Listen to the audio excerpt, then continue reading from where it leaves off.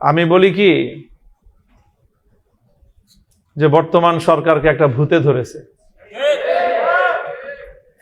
এটা হলো শেখ হাসিনার ভূত।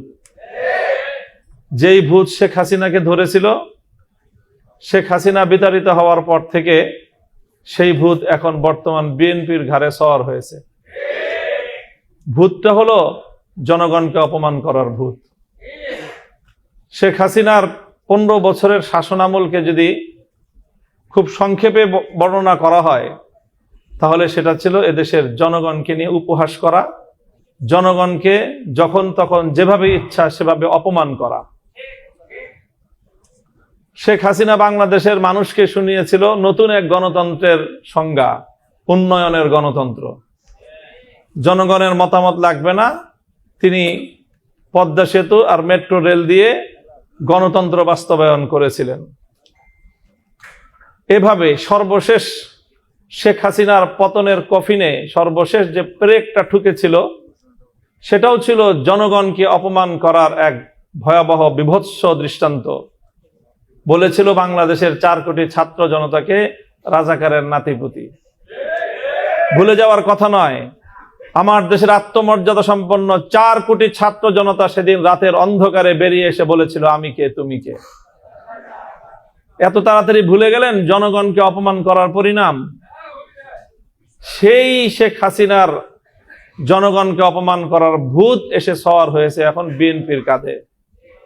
এই জন্য বিএনপির পক্ষ থেকে একবার জনগণের সার্বভৌমত্বের প্যারালাল এনে দাঁড় করানো হয় তাদের 2/3 সংসদের এই সার্বভৌমত্বকে। এখানে সংসদে দাঁড়িয়ে গোটা জাতিকে মূর্খ সাব্যস্ত করা হয়।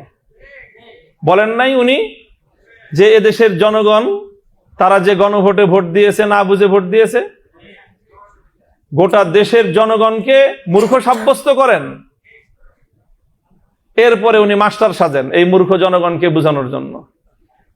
উনি মাস্টার সেজে এদেশের সংসদের 300 সদস্যকে আর এই 300 সদস্য যারা গোটা দেশের জনগণের প্রতিনিধিত্ব করে তাদেরকে সংবিধান পড়ান মাস্টার সেজে।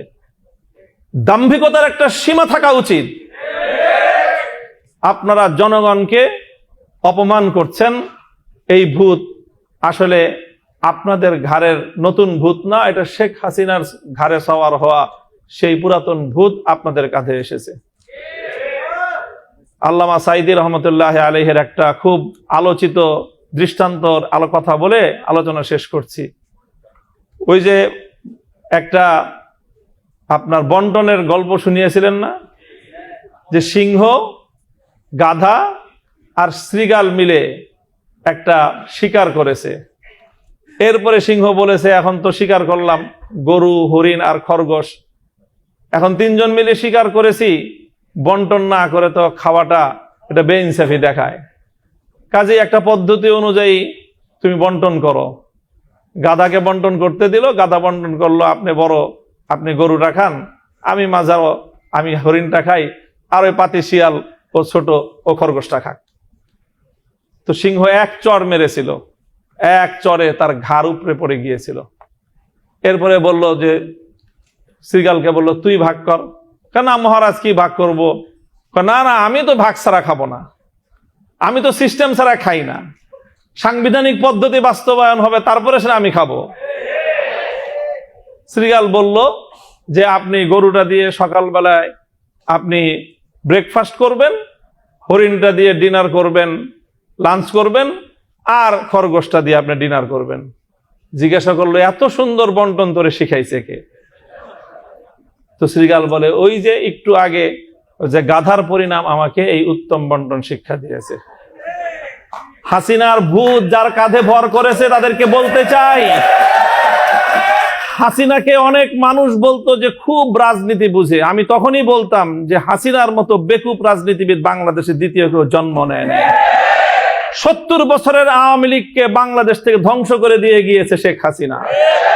শেখ হাসিনা গাধার মতো ভূমিকা পালন করতে গিয়ে সীমান্তের অপর প্রান্তে গিয়ে পড়েছে। তোমরা শ্রীগালের মতো যদি সেই শেখ হাসিনার পথ অবলম্বন করার চেষ্টা করো, সেখান থেকে শিক্ষা গ্রহণ করো, তোমার পরিণাম ভিন্ন কিছু হবে না। ক্ষমতার মসনদে বসলে জনগণকে খুব ক্ষুদ্র মনে হয় না? ক্ষমতার মসনদে বসে শুনেছিলাম ইঁদুর নাকি নিজেকে সিংহের মতো ভাবে। আজকে বিএনপির অবস্থা দেখে মনে হচ্ছে তারা ক্ষমতার মসনদে বসার পর জনগণকে তারা ইঁদুর আর নিজেদেরকে সিংহের মতো ভাবছে। আমরা পরিষ্কার ভাষায় বলি, জনগণকে সম্মান করতে শিখো। গণভোটের যে রায়, বাংলাদেশে এটি চতুর্থ গণভোট আজকের আলোচনায় এসেছে। বাংলাদেশের তো নয়, বিশ্ব ইতিহাসে রেফারেন্ডাম এবং গণভোটকে এইভাবে উপেক্ষা করার কোনো দৃষ্টান্ত এবং নজির নাই। এই নতুন নজির সাব্যস্ত করে, নতুন নজির স্থাপন করে নিজেদেরকে ইতিহাসের আস্থা করে নিক্ষেপ করবেন না। শহীদ জিয়াউর রহমান, বেগম খালেদা জিয়ার, বিএনপির প্রতি আমাদের এটা সর্বশেষ শুভকামনা। এরপরও যদি আমাদের আর কিছু বলতে হয়, আন্দোলনের মাঠে কথা হবে, রাজপথে আমরা তোমাদেরকে মোকাবেলা করব ইনশাআল্লাহ। আপনাদের সকলকে অসংখ্য ধন্যবাদ। এবং 11 দলীয় ঐক্য যে অব্যাহত এই গণভোটের রায় কার্যকর করার জন্য যা যা করতে হয় তাই করবে ইনশাআল্লাহ। 11 দলীয় ঐক্যের শরিক দল বাংলাদেশ খেলাফত মজলিস ইতিমধ্যে আগামী 24শে এপ্রিল সোহরাওয়ার্দী উদ্যানে গণসমাবেশের ডাক দিয়েছে। এভাবে পর্যায়ক্রমে আমরা ইনশাআল্লাহ এই গণভোটের রায় কার্যকর করেই ঘরে ফিরব। সকলকে সেই আন্দোলনের পথে থাকার উদাত্ত আহ্বান জানিয়ে বক্তব্য শেষ করছি।